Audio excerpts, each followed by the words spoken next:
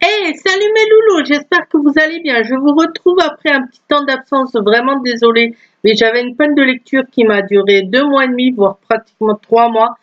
Donc c'est pour ça que j'étais pas présente sur la chaîne. Mais maintenant je vous reviens pour un challenge. C'est le challenge qu'a créé Séverine de la chaîne Il est bien ce livre. C'est paye ton slip. Donc ça consiste à lire un maximum de livres. Ça consiste à lire, pardon, un maximum de livres pendant la période de l'été, donc du 21 juin jusqu'au 31 août. Alors il y a 4 paliers, je crois qu'elle a mis dans ce challenge, si je me rappelle bien. Il y a le palier S, lire au moins, taille S, lire au moins 5 livres, taille M, lire 10 livres, taille L, lire 20 livres et taille XL, lire 30 livres. Alors moi j'ai choisi le palier M, lire 10 livres parce que de toute manière en été je lis pas vraiment beaucoup avec la chaleur. Et je vais vous présenter ma palle tout de suite. Alors je vais commencer déjà par les poches et après je vous montrerai les grands formats. Alors il y a certains livres, ça fait déjà un moment que je les ai dans ma palle, je les ressors souvent et à chaque fois je les lis pas, donc là il serait peut-être temps. Donc il y a déjà la bibliothèque des cœurs cabossés de Katharina Bivald aux éditions J'ai lu. Alors celui-là, je vous en fais pas le détail parce que je pense qu'il est quand même assez connu, il est passé souvent sur Booktube, mais j'espère pouvoir enfin le lire, il serait temps. Après, il y a le cercle littéraire des amateurs d'épluchures de patates de Marianne Schaeffer et Annie Barroz, et ça fait aussi un moment qu'il est connu, qu'il est sorti. Celui-là, il y a même eu le film qui est sorti il y a pas si longtemps que ça, donc faudrait peut-être que je le lise. La petite boulangerie du monde de Jenny Colgan aux éditions Pocket. Là, il a aussi pas mal tourné sur Booktube, c'est plus un feel good comme la bibliothèque des cœurs cabossés. Donc je le sors souvent pareil et je le lis jamais. Donc je vais peut-être m'y mettre. 2 services presse que j'avais reçus des éditions du Caïman. Jouer le jeu de Philippe Paternoli. Donc là, je sais pas trop de quoi ça parle et j'ai pas trop envie de savoir parce qu'en général, c'est pas des coups de cœur, mais c'est toujours des bonnes surprises avec ces éditions-là. J'aime bien en général ce qu'ils proposent. Et ce que j'aime bien aussi dans ces éditions du Caïman, c'est que c'est toujours des histoires en général qui se passent en France. Donc ça change des autres livres où c'est souvent aux États-Unis ou ailleurs. Et puis il y a IQ de Eric Calatrava, donc pareil aux éditions du Caïman. C'est 2 polars, donc en général ça passe bien en été, donc à voir. J'espère que j'aurai le temps de les lire et de vous en parler. On continue avec les poches. Celui-là, ça fait un moment qu'il est dans ma palle, donc il serait peut-être temps que je le sorte. Il y a aussi eu un film, il me semble. Le 5e jour de Maud Tabachnik aux éditions Le Livre de Poche. Celui-là, c'est un que j'avais reçu. Alors, quand ils font les offres, vous savez, quand vous achetez 2 livres, vous avez celui-là qui est offert euh, à la place du deuxième, qui est offert aussi en plus. Après, j'ai sorti Blonde de Joyce Carol Oates aux éditions Le Livre de Poche. Celui-là, je me rappelle plus du tout de quoi il parle. J'ai pas trop envie de relire la 4e de couverture. Mais je pense qu'a priori, vu qu'il y a Marilyn Monroe dessus, ça devrait parler d'elle. Peut-être de sa vie ou de sa mort. Avec une autre affaire je ne sais pas trop. Par contre, celui-là, j'hésite toujours à le lire parce que c'est écrit minuscule, hein. Faut être motivé. Mais bon, à voir, ça a l'air aussi d'être pas mal comme histoire. Là, c'est un fantastique, c'est fantastique ou science-fiction, je verrai. C'est le prix d'Alaya, Éternité, tome 1, de Magali Secura. Non, c'est même un fantasy. C'est marqué dessus en plus. C'est aux éditions France Loisirs. Je crois qu'il y a 3 ou 4 tomes dans cette saga. J'ai le premier tome, je crois que j'ai aussi le 2e tome que j'avais eu dans un coffret, il faut que je vérifie. Mais après, j'en sais pas plus. Pareil, j'ai pas trop non plus envie d'en savoir trop. C'est en général des livres dans lesquels j'aime bien me plonger pour découvrir. Donc à voir, j'espère que j'aurai le temps de le lire, celui-là, enfin que je vais y arriver surtout à sortir de ma panne de lecture, parce que en 2 mois et demi, voire 3 là pratiquement, je n'ai lu qu'un seul livre au mois de juin, pour vous dire, donc et encore c'était une relecture. Là je vais lire aussi, enfin cette fois-ci la saga de M.J. Arledge avec le premier tome Amsterdam aux éditions 10-18. Donc celui-là c'est assez connu aussi, donc j'en parle pas plus. J'ai hâte, il serait peut-être temps aussi parce que c'est un cadeau que m'avait offert Romain l'année dernière, ou non, ou l'année d'avant même, dans un swap de Noël qu'on s'était fait tous les deux. Romain de la chaîne L'œil du livre, bon pour l'instant il n'a plus sa chaîne, je sais pas s'il va la reprendre parce qu'il était parti pour ses études. Il était parti hors de France, là il est revenu. J'espère qu'il va reprendre sa chaîne, franchement, parce que j'aimais vraiment bien ce qu'il peut proposer, ce qu'il faisait. Donc Romain, si tu regardes cette vidéo, dis-moi si tu vas reprendre ta chaîne. Après, c'est aussi un autre livre que j'avais reçu de Romain pendant le swap. Métro 2033 de Dimitri Glukovski aux éditions Le Livre de Poche. Alors là, pareil, c'est un post-apocalyptique, je crois, qui se passe à Moscou, a priori. Je crois que Sève va aussi le lire. Je verrai avec elle si elle veut le faire en lecture commune, au cas où, si elle l'a pas encore lu. Mais celui-là, il me tente aussi. Il a l'air génial, d'après tout ce que j'ai entendu. Il y aurait peut-être aussi des histoires de zombies, a priori, dedans, je ne sais pas. Moi, je suis pas trop zombie, mais je commence à m'y mettre un peu à tout ce qui est histoire de zombies. Là, pour vous dire, je suis en train de regarder les Walking Dead sur Netflix. Faut le faire, hein. Mais bon, on verra. Après, c'était aussi un autre service presse que j'avais reçu dernièrement. Celui-là, je l'ai pas encore commencé. Mais je sais que dans certains groupes de lecture sur Facebook, il est déjà passé. Il y a déjà eu des chroniques dessus et apparemment de bonnes chroniques. C'est Droit dans le mur de Nick Cardell, donc pareil aux éditions du Caïman. Alors je sais pas trop de quoi ça parle, celui-là non plus, j'ai même pas regardé la 4e de couverture. La booktubeuse en carton, hein, c'est moi.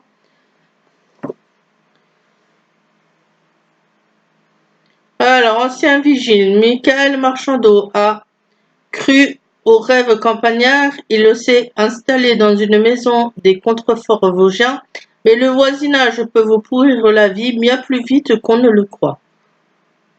Ah, ça a l'air pas mal ça. Histoire de voisinage, pourquoi pas, à voir. Bon, là, comme je vous ai dit, je choisis la taille M du challenge de Séverine, c'est-à-dire lire 10 livres, mais j'ai pris une palle plus grande parce qu'en général, je respecte pas mes palles. C'est rare, donc je préfère choisir plus comme ça au cas où j'ai le choix. Après, bien sûr, hein, une bonne palle n'est pas une palle sans du Stephen King. Donc j'ai pris 2 Stephen King que j'ai pas encore lu. 22-11-63 aux éditions Le Livre de Poche. Celui-là, je l'avais reçu il y a 2 ans. Ouais, ça doit faire 2 ans maintenant pour mon anniversaire. Donc pareil, c'est écrit assez petit. J'avais commencé à regarder la série, je sais plus sur quelle chaîne c'était. Et j'avais pas continué, c'est dommage, ils en avaient fait une série. Je vais peut-être voir sur Netflix s'ils l'ont la série, peut-être la reprendre aussi, ça serait pas mal. Enfin, pareil, tout ça, j'aimerais bien les lire, mais comme je vous dis, en été, je lis pas énormément, hein. Après, il y a Désolation, pareil, de Stephen King au livre de poche. Alors là, c'est une vieille édition que j'ai, mais j'en ai une édition... J'ai une autre édition, il me semble, qui doit être dans ma chambre, avec une couverture plus jolie que celle-là, parce que celle-là, elle est toute abîmée. J'avais dû le trouver dans une boîte aux livres, celui-là. Je sais même pas de quoi ça parle non plus. Et en général, Stephen King, je veux pas savoir le résumé, donc je mets de côté. Celui-là, normalement, il est connu. Il y a même eu au cas où, si vous l'avez pas lu, il y a le film. Ça fait un moment qu'il est sorti. Pareil, ça, c'est un livre que j'avais gagné dans un concours sur Facebook. Ça fait un bail. Ça fait au moins 2 ans, voire 3 ans que je l'ai, celui-là. Même plus. Je vais vous dire ça, parce que il a été édité quand, celui-là? 2015. Oh purée, ça fait même plus que... Ça fait donc un bail que je l'ai, hein. Coucou Christelle, voici le lot remporté lors de notre concours. Non, non, non. Je ne sais même plus sur quel groupe de lecture je l'avais remporté, celui-là, mais je sais que c'était sur un groupe de lecture. Donc, faudrait peut-être que je sorte. Et le film, si vous l'avez vu, c'est Seul sur Mars. Le roman qui a inspiré le film événement, donc le livre, c'est de Andy Weir. C'est celui-là, aux éditions Milady. Pareil, le film, je l'ai vu, j'avais kiffé sur le film, mais je voudrais bien lire le livre pour comparer, voir s'il y a beaucoup de différences entre les deux. Mais a priori, non, d'après ce que je sais. Maintenant, je passe à un semi-poche. Je sais même pas si c'est un poche, là. Ouais, même pas un semi-poche. Il n'y a pas beaucoup de différence au niveau grandeur avec le poche, hein. C'est Tu devrais choisir de Samantha King. Ça, c'est aux éditions France Loisirs, je crois, celui-là. Ouais. Alors là, je suis en train de me poser la question, Samantha King, est-ce que ça serait pas la femme de Stephen King? Par rapport au nom, faudrait que je vérifie ça, mais bon, je suis pas sûre, donc je veux pas dire de conneries. Hein, donc on va vérifier d'abord et après je vous confirmerai. Et maintenant, je vais passer au grand format. Alors, il y en a un, c'est un livre que j'ai gagné aussi sur la page Facebook de l'auteur au mois de mai. C'est un auteur, je sais pas du tout ce qu'il fait d'habitude. Je sais pas si c'est un premier roman, celui-là, ou quoi que ce soit. S'il a écrit d'autres choses déjà. J'avais découvert sa page Facebook comme ça par hasard. Je m'y étais abonnée. Au mois de mai, il avait lancé le concours sur un premier tome. J'ai tenté, je l'ai gagné. Mais a priori, ça a l'air d'être plus de la fantasy, voire du fantastique. Ou science-fiction, même peut-être, je dirais. C'est Légendion, le tome 1. Le cercle de... Le cercle de Seiya. J'espère qu'on prononce comme ça. Et c'est de Rémi Beaumont. Donc pareil, je connais rien du tout sur ce livre. Je ne l'ai pas vu passer sur des chaînes Booktube. J'espère qu'il est bien. J'espère que je vais me le faire rapidement, celui-là. Me le faire. C'est très correct, ça. J'espère le lire rapidement. Je ne veux pas trop en savoir non plus, donc je ne lis pas la 4e de couverture parce que j'ai pas envie d'être spoliée. J'ai vraiment envie de découvrir. Je vous en dirai plus prochainement parce que j'espère que c'est celui-là que je vais lire en deuxième. Parce que là, je suis en train d'en lire un de livres. En 15 jours, j'ai pas lu grand-chose. Hein. Je vous dis, c'est la catastrophe. Vive les pannes de lecture. Hein. Après, c'est un livre que je vous avais présenté déjà en book haul. C'est La Flèche brisée d'Elliot Arnold aux éditions Télémac. Je ne sais pas si je vous ai dit la maison d'édition de l'autre d'avant. Excusez-moi. Légendion, c'est donc les éditions des mots qui fâchent, non, c'est ça? Attendez. Légendion, donc les éditions des mots qui trottent, pardon. Pareil, c'est une maison d'édition que je connais pas du tout. Ça doit être une petite maison d'édition ou récente, parce que j'en ai jamais entendu parler. Donc j'évite de regarder le synopsis. Et donc maintenant on passe à celui-là, La Flèche brisée d'Elliot Arnold. Je vois derrière recommandé par Ciné Plus Classique. Donc a priori il y a eu un film. Et ça c'est aux éditions Télémac. Ça je crois que c'est tiré d'une histoire vraie, d'après ce que je me rappelle du résumé, sur un chef indien. Donc sur les Indiens en 1848 en Arizona. Pareil, il me semble que le résumé m'avait bien accroché au départ. Là, je le relis pas parce que j'ai envie de le découvrir. J'espère vraiment pouvoir le lire. Mais bon, on verra bien. Hein.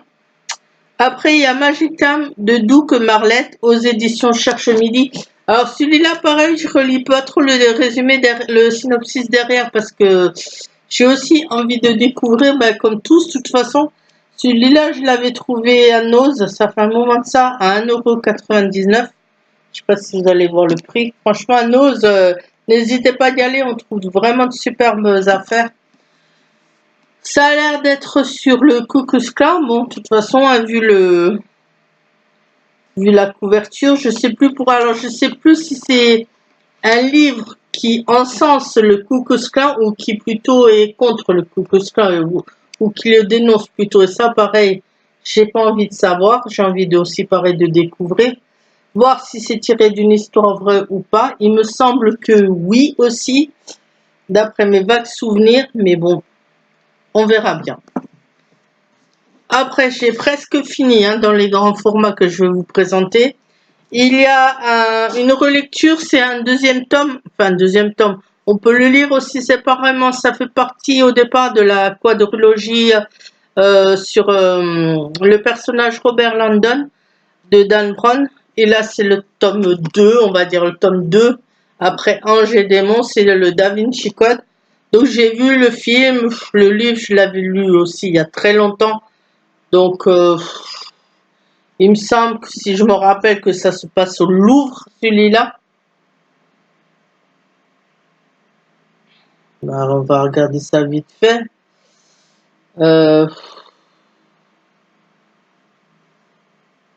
Au Louvre ou dans un des grands musées parisiens, je ne sais plus lequel, par rapport à des inscriptions qui avaient été retrouvées sur une personne morte.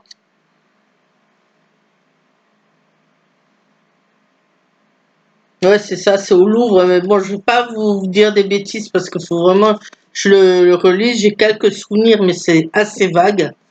Après, il y a Une avalanche de conséquences d'Elizabeth George aux éditions, je crois que c'est le grand livre du mois, ça, celui-là. Le grand livre du mois. Alors, celui-là, pareil, ben, je sais plus trop le synopsis, mais je sais que c'est un meurtre, a priori, ou une disparition, je ne sais plus. Je relire un petit peu derrière quand même, parce que...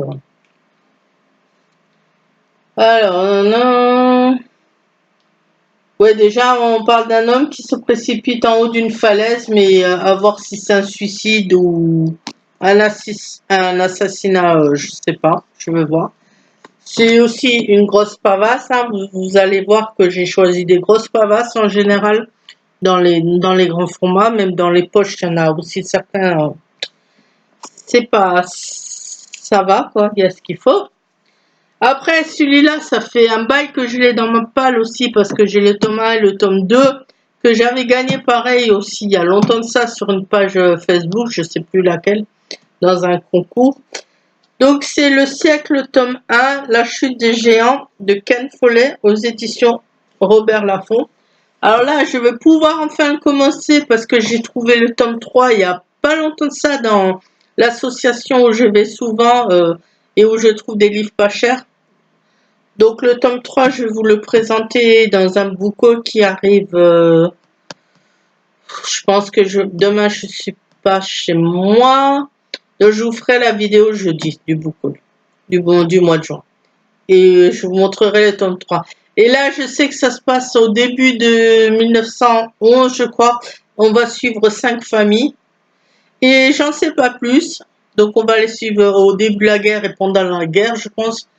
Je sais pas ce qu'ils font, je sais pas quelle action va se passer dedans.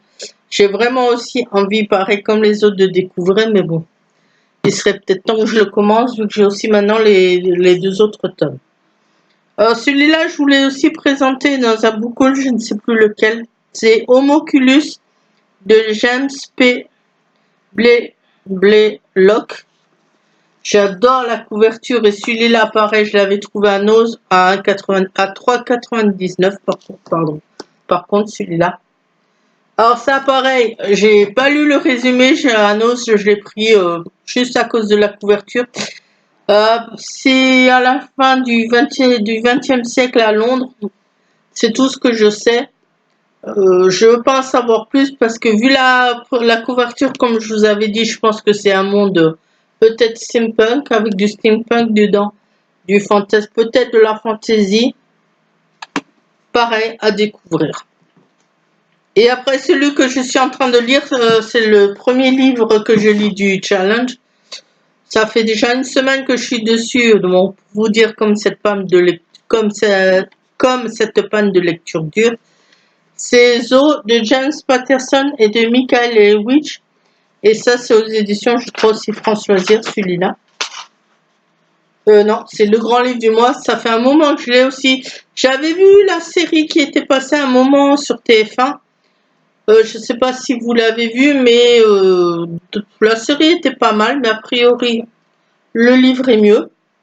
Là, c'est les animaux, autant animaux, je crois, sauvages, si je me rappelle dans la série, que domestiques, qui vont commencer à se rebeller contre les hommes. J'ai lu en une semaine pour vous dire la catastrophe que c'est quand même. J'ai lu que 86 pages. J'en ai ras-le-bol de cette palme de lecture, c'est vraiment incroyable, j'arrive pas à m'en sortir.